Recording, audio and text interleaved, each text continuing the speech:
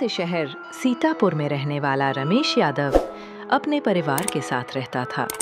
घर बहुत बड़ा नहीं था, लेकिन उसमें प्यार, उम्मीद और मेहनत की खुशबू हमेशा फैली रहती थी।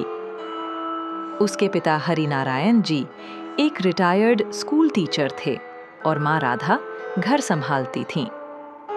रमेश एक प्राइवेट कंपनी में मार्केटिंग मैनेजर था। पत्नी सीमा और 2 बच्चे, आरव 10 साल और चिया 6 साल, उसकी जिंदगी की सबसे बड़ी ताकत थे।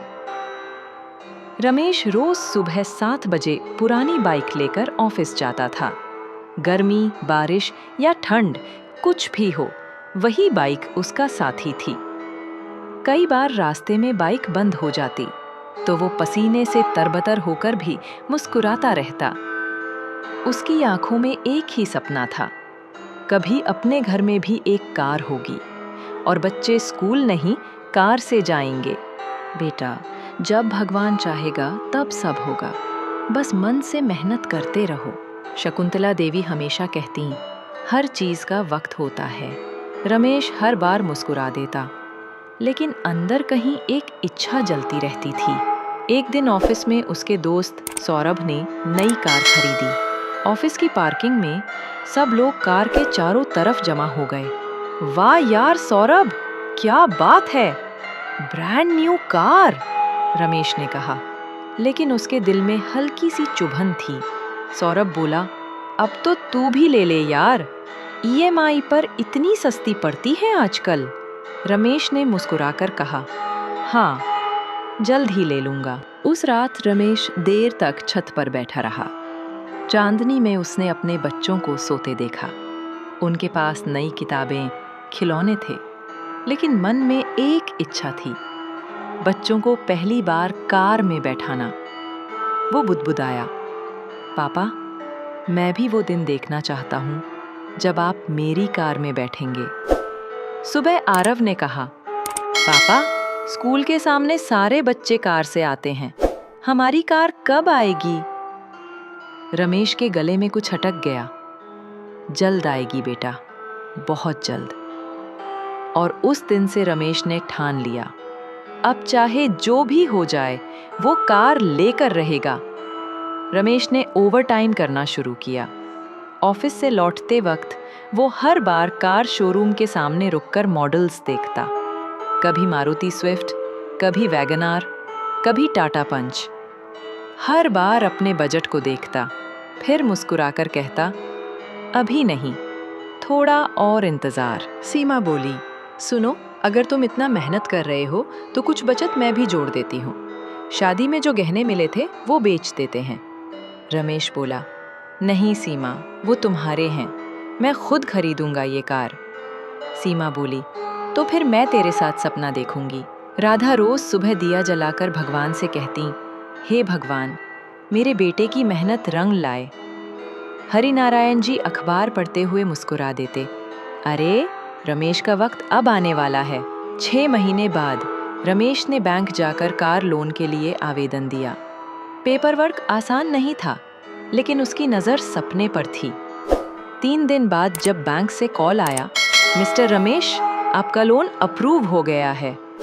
रमेश ने आसमान की तरफ देखा, धन्यवाद भगवान, ये शुरुआत है। रविवार की सुबह पूरा परिवार तैयार था। शोरूम के बाहर गुब्बारे लगे थे, नई कारों की खुशबू हवा में थी। आरव और चिया की आंखें चमक रही थीं। पापा, हमारी कौन सी होगी? रमेश बोला, वो जो लाल रंग की है ना, वही हमारी है। जब रमेश ने कार की चाबी ली, उसके हाथ कांप रहे थे, जैसे किसी ने उसके वर्षों के संघर्ष को सोने में बदल दिया हो। सीमा के आंसू निकल आए। आरव बोला, पापा, अब हम भी कार वाले हो गए। जब कार गली में मुड़ी तो सारे पड़ोसी बाहर निकल आए। अरे, रमेश की कार आ गई! बच्चे ताली बजाने लगे। हरिनारायण जी बरामदे में खड़े मुस्कुरा रहे थे। आजा बेटा, तेरी मेहनत रंग लाई। रमेश ने झुककर उनके पैर छुए।